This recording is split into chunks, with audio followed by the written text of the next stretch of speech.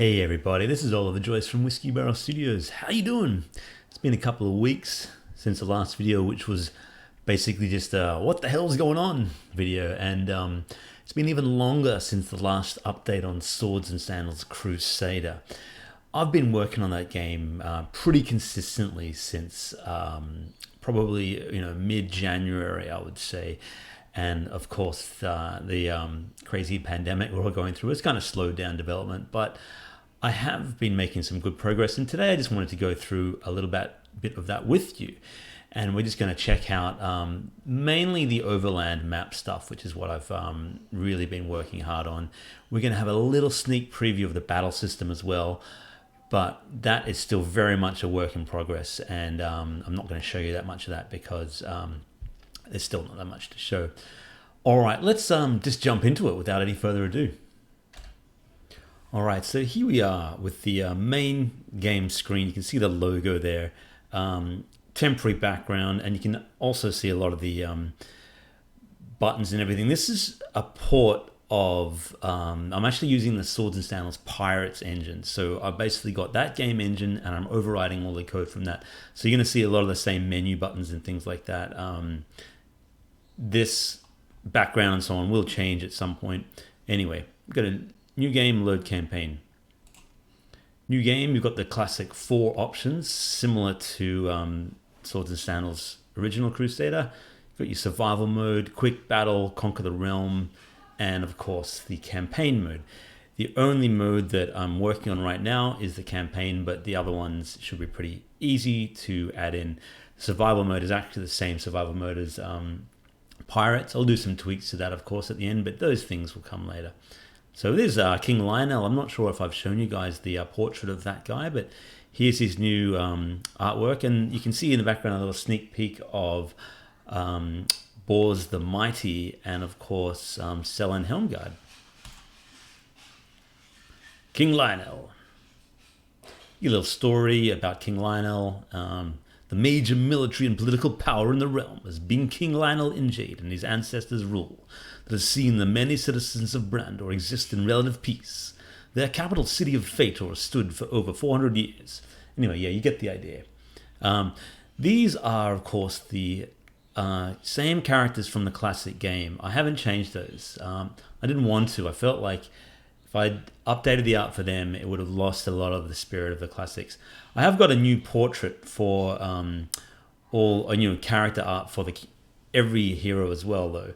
I've redone all these guys because you can fight with them in battle now, which is a change from original Crusader. Some cool new background art there for the loading screen. I'll show you that more in more detail later. Chapter 1. You know the story. I'm going to be updating that chapter stuff as well with anything that's changed from in the Tome of Lore. You'll see in this new version of the game, because I kind of retrofitted a lot of things to make it make more sense with the other games. And I'm going to go through them, do those later. There's a lot of stuff that will come later. All right, begin campaign. Chapter 1, mission, the war chest. Rumors about the growing darkness in the south mean it soon may be time to raise a mighty army to defend kingdom lands. 200 gold pieces in your treasury should see it done, but beware the roaming barbarian hordes from the frozen north. Yeah, you got your mission objectives down there. This is a bit cleaner than the old style. For those who are asking about the bugs in Swords and Sandals Crusader, you're not going to see those same bugs in Crusader Redux. That's because this is a completely different game engine. I'm using the Swords and Sandals Pirates engine, as I mentioned, which means you'll see new bugs, different bugs, but you're going to see the same stuff that was plaguing the old game before, because I've rewritten everything from scratch. All right, here is our new world map. As you can see here, we've got King Lionel and Bors. If I zoom in, it'll probably bug out because I've changed things. You can still move around the map, but you can't scroll any higher than that at the moment. But yeah, you'll be able to zoom around the map if you want. That's going too far at the moment. I personally find it a bit hard to play in zoomed in mode, but I'm tempted to just leave it in there just for those who are interested with the mouse wheel. But anyway, this is how you move around the map. You click on a province, or you can kind of go select next, and it selects all the provinces around you. One of the major differences between Sword and Sandals Crusader Redux and Sword and Sandals Crusader is you can't just choose any province to move to in one turn. You see that red line if you do. And the reason for that is it didn't make sense to me why that was the case. I kind of did it just in a rush, but why should you be able to move all the way from, say, Fator to Taj Brandir in one turn? That's a long way. Realistically, you should be able to only move one province a turn. That's much more similar to Defender of the Crown, which is the game that this was inspired by, the Cinemuai Classic. And in that game, you can only move one province per turn. Anyway, we also see on this bar here, we've got, which week it is. Basically, one turn equals a week. You've got a fame bar now. So the more good deeds you perform, basically, not so much good deeds, but winning battles, conquering land, that kind of thing, your fame will go up. And also when you compete in tournaments, your fame will go way up. The more fame you have, once that bar fills up, you'll be able to summon Bargle the sorcerer, and he will perform a magic trick for you. Basically, he'll teleport you anywhere in the realm, or grant you extra soldiers, or allow you to host a tournament, that kind of thing. He's not in the game yet, but this tells you how many provinces are being controlled here, how much gold it brings in. Your army, currently they're unpaid because I don't know why it's set to that by default, but we're losing 275 gold a turn. We have 12 troops in a garrison. Our morale is 99, but it's going down by 25 morale per turn. And the war chest is losing 227 per turn. And there's also, when you select a province, it tells you a little bit about that province. But you can also see more about it by clicking that. Shackleford tells you a little bit about that one. Fator tells you about our one. Just little sort of, bits of info as you need it. But what we're doing now is we're actually going to look at the tactics menu as well. Tactics. So we can set this to different things. If we don't pay the army, we lose 24 morale per turn. Actually, in the other one it said 25, so I've got to fix that so they're consistent. We're going to set that to regular wages. You can also choose if you want to go into tournaments or not, because other leaders are going to ask you to compete in tournaments, and you might find that it's not something you want to do all the time. So you can either say decline everything. You can choose whether to garrison lands automatically or not. You can also auto-assign part of your army to garrisons each turn. We're not going to do any of that. And we can also choose whether we fight in battles automatically or not. So you can basically choose how you want to play the game now. Because I remember in the old Crusader, battles would come up all the time. And when you were trying to just have this strategic game and you kept getting interrupted by garrison battles and stuff like that, it got a bit annoying. All right, so you can also, let's buy some army. These are the footmen. You can buy 1, or you can buy 10, or you can sell some.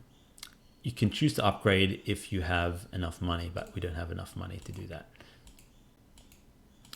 It should have a little thing there that tells you how much it costs to upgrade, but that's missing. Bowmen, champions, knights. These are the Kingdom of Fedor troops. Because the Colossus isn't available yet, and there are no sieges in this mission, there's no option to buy siege towers or colossi. Colossi. Basically, you can only have one as well. All right, let's buy some bowmen. A couple of those guys. All right. Oh, there's a bug. See, all new bugs. All right, so let's move a turn. You can either click there and select move to, or you can double click on it. And up there, Boars and Mighty claims that one. Now, our war chest is empty. For some reason, this mission we've started with not enough gold, and so we're losing money hand over fist. That becomes a problem when you have no morale. Chances are provinces will rebel against you, so that will bug out. We can also garrison this area. We can add some troops to the garrison. 2 of those guys. One of them. I probably need to sell some of this cavalry because we have no money and they're too expensive. Normally you don't start off with that many cavalry. This is just all in a testing phase at the moment. Very much still, as I say, a work in progress. Let's also try and dig, because when you own a province you can dig for treasure. Let's try our luck. Gold rush. Your soldiers begin to dig, tunneling deep into the earth. Days pass and vein after vein of gold is struck. After a week, the vein is exhausted and so are your troops, but the war chest fills over with precious gold and gems. Nice one. We needed that. 289 gold from the dig. Oh, here we go. Because it's been low morale, there's a random encounter here. Oh, yeah, you get in a heated argument with the commander. He insists you're a poor tactician. He demands taking charge. A lot of these great scenarios have come up from the great people of the Swords and Sandals Discord and also fans from YouTube. I want to thank you guys because we have over 100, like maybe even 120 or more scenarios at the moment. And that's awesome. That's way more than the original Crusader, which only had maybe 20 or something. So that's awesome. We're going to either punch this guy or give him a put down. Let's punch him. He's taken away in chains and take no further part in your campaign. We lose one soldier, but morale increased. Happy with that. All right. The thing you've probably all been waiting for is let's fight a battle. So enemy garrison. You can either, when you reach lands that are garrisoned by enemies, you either have to pay a toll if you can afford it to basically avoid an encounter and then you get sent back. You can take the field or you can auto battle. Oh, that's cropped out there. I need to fix that. We will get some advice. Fat Kid says, you have an 80% chance of victory.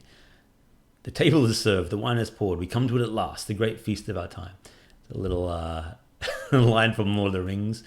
All right, so if we do an auto battle here, let's see what happens. A thrilling victory. Defeated a garrison from the Sons of Frost and captured the province of Bogstench. Winner. There we go. We lost 10, they lost everybody. That's now ours. But what we'll try is we're actually going to try this one as a manual battle. I'm not sure if garrison battles are working. It might bug out, but... Okay, take the field. Damn, I lost my ranged troops. I wanted to show you the archers. Okay, yeah, so that is actually Bors the Mighty. He wouldn't normally be showing up in this battle, but... Okay, which troops will fight this round? You can see here, this is very much based on the Pirates battle system. It's a lot cleaner. You can ignore that. That's not there for now, but that will tell you the stats of each troop. So we're going to choose the light troops, furious attack, which is more damage, or cautious, more defense. Yeah, you know, classic Swords and Sandals Crusader battles. All been rewritten. So you're not going to... It'll look a lot like the other one, but I'm still very much working on this. I've only been working on this for the last week or so. There's a lot more to do, but let's do a furious charge. Take them out. All the little steam clouds, the smoke clouds and things are going to come up. Captains, of course. When I say captain, I mean leader, because that's actually pirates, what they'll call captains. But captains will be able to cast spells and so on. What I'm planning on doing is, by default, your leader won't enter a battle. And you can take one turn to allow him to enter the field and fight. And by doing so, you get an awesome fighter who can take down a lot of people. But it's also a risk, because if he dies, your mission is over. The quest is over. And it takes another turn to remove him from the field of battle. So it gives you that extra sort of risk-reward thing. When he's on the field of battle, he can't cast spells. But when he's off the field, he can. So that's going to be an interesting tactical thing. Let's do a furious attack. So he smashed the polar bear cavalry. Anyway, that's his health up there. I want to change how that looks, because he's got 91 health, but it doesn't. I'm going to move that back to the health bar. That was also from Pirates. But anyway, that's pretty much all I have to show you right now. I'm going to be spending the next month or so really refining the battle systems and getting them, you know, as entertaining as they should be. Getting the new magic systems in and the, you know, leveling up and that kind of thing. Then finally we're working on tournaments, which is a new addition to Redux that wasn't in the classic version. Our original said April, May. With this whole pandemic thing, that's kind of going to balloon out. But I really would love to get this out before July for obvious reasons, for those who watched previous videos. I really am happy with how the progress of Crusader Redux is coming along, and I hope you guys are as well. I know Crusader was a very popular one in this series, not quite Sword and Sandals 2 levels of popular, but definitely one of the most beloved Sword and Sandals games, and I want to get this right, and I want to have this, really do justice to the original game. I've got some awesome music tracks that I want to show you as well, which we'll reveal a lot later because I want to surprise you with them. But I'm so happy with how they've come along. Got some great new composers involved, and it just makes this game so much better. All right, my friends, that is it for today. I hope you're all doing okay and not going stir crazy. These times are hard, as I said. We will get through this. I hope you're all safe and your loved ones are safe, and look after each other. And I'll keep posting Crusader stuff as I find stuff that's interesting to you. Until next time, my friends. Bye for now.